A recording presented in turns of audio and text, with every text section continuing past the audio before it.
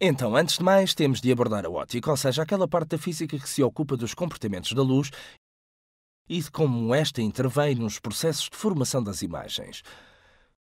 Considera que até que Galileu tivesse feito os seus estudos no telescópio, ou seja, num instrumento que lhe permitia ver os objetos muito distantes aumentando-os, também na câmara escura não tinham sido introduzidas as lentes. Até àquele momento continuava a utilizar-se o sistema do furo estenopeico. Ah, sim, recordo. Sim, falámos disso na lição anterior. O furo estenopeico, precisamente que, se te recordas, criava imagens pouco brilhantes e que, portanto, não eram adequadas para a criação de imagens fotográficas, dada a luminosidade escassa. Sim. Depois, graças à introdução de uma lente biconvexa, obteve-se, digamos, a objetiva fotográfica, que ainda hoje utilizamos para formar as imagens, graças ao princípio de refração, ou seja, a capacidade de uma lente em desviar o percurso dos raios luminosos. Com uma objetiva pode fazer-se convergir a luz que entra na máquina, novamente em pontos fotográficos. De outra forma, obteremos círculos de desfocagem, os chamados círculos de confusão numa imagem. Importas-te de me explicar melhor isso? Sim, aprofundaremos os conceitos deste tipo mais adiante, quando falarmos das objetivas e do seu comportamento na formação da imagem. Por agora, basta de saber que a lente, introduzida numa câmara escura, permite melhorar os defeitos que a imagem estenopeica possui. Depois iremos aprofundar isso nas próximas lições. Chegamos, porém, ao cerne da questão, quer dizer, depois de se ter descoberto como formar a imagem, o verdadeiro problema foi o de registá-la. E é aqui que existem alguns conflitos sobre a real concretização da primeira fotografia. Pois, foi precisamente isso que eu li. Realmente leste que existem 3 personagens, sobretudo, que reivindicam a paternidade da invenção fotográfica. É verdade. E são Niepce, Daguerre e Talbot.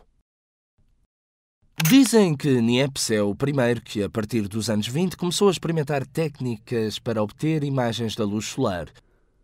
Na realidade, estavam bem longe das fotografias a que estamos habituados hoje, porque tudo isso surgiu de uma chapa metálica sobre a qual ele espalhava betume da judeia que, uma vez exposto ao sol, tendia a endurecer nas partes afetadas pela luz. Em seguida, raspava até que as partes ficassem macias e obtinha assim uma imagem, digamos, semelhante à fotografia. O problema era que o tempo para sensibilizar este material era muito extenso. Ocorreram exposições que chegaram a demorar 8, 9 horas. A sua primeira fotografia é célebre, feita precisamente no quintal da sua casa, onde se vê que as sombras dos edifícios realizam a curva completa, já que a exposição durou todo o dia e estas foram-se movimentando ao longo do quintal da casa. Certamente já a viste. Sim, de facto. Em todos os manuais é apresentada esta imagem. Realizou as suas primeiras experiências que levaram a esta imagem em 1826 e entrou em contacto com um parisiense, Louis-Jacques Monde Daguerre, com quem assinou um acordo para prosseguir com esses estudos e orientá-los mais no sentido fotográfico. Alguns anos mais tarde, Niepce morreu e, dizem, o seu filho continuou com o acordo e assim a invenção foi realizada por Daguerre juntamente com o filho de Niepce. Tanto assim que, após alguns anos, visto que o filho era pouco colaborador, Daguerre reclama o direito de nomear esta nova invenção como daguerreótipos, porque a sua contribuição foi predominante na continuação dos estudos. Em relação ao método utilizado por Niepce, houve uma evolução porque Daguerre, ao contrário dele, utilizava chapas de prata que eram sensibilizadas, expondo-as aos vapores de iodo. Assim, formava-se na superfície um composto, o idiodeto de prata, que ainda hoje é utilizado como sal para a obtenção de fotografias, e uma vez exposto à luz, este idiodeto transformava-se, tornando-se prata metálica preta. Eram, no entanto, imagens que, tendo em conta o suporte, a chapa de metal, não permitiam ser reproduzidas. Não eram como os negativos a que estamos habituados hoje, eram peças únicas e, nomeadamente, para ver as imagens, precisava-se de colocá-las sobre a luz com uma certa angulação para se ter um efeito de autopositivo. O procedimento fotográfico que mais se aproxima ao que usamos atualmente é atribuído ao inglês Talbot, que, em 1839, quando Daguerre patenteou a sua invenção aos académicos de Paris, fazendo o seu registro, teve conhecimento da notícia, resolvendo trazer à luz as suas experiências feitas anos antes, mas que até aquele momento não tinha publicitado. Ao contrário de Daguerre, ele não utilizava chapas de metal, mas folhas de papel, que eram sensibilizadas com uma emulsão de sais de prata, muito semelhante ao que utilizamos hoje em dia, e que produziam imagens diretamente em negativo, um negativo em papel chamado calótipo, que permitia reproduzir várias cópias da mesma imagem, porque depois este negativo posto em contacto com outras folhas sensibilizadas, fazendo passar a luz pela transparência, dava origem a uma série de positivos.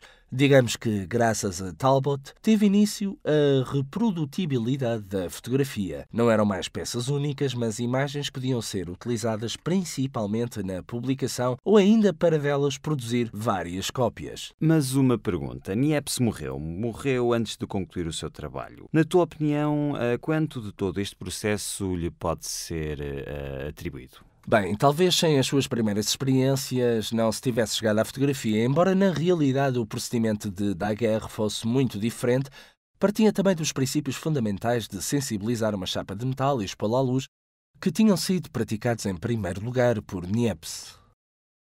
Assim chegamos à fotografia como a conhecemos hoje. Sim, chegamos muito perto. Houve também outras etapas nesta evolução. Antes de tudo, trabalhou-se para melhorar os suportes. Por isso, do negativo sobre papel, passámos aos negativos transparentes. Antes, chapa de vidro e depois o filme. Uma evolução posterior ocorreu no formato do filme utilizado.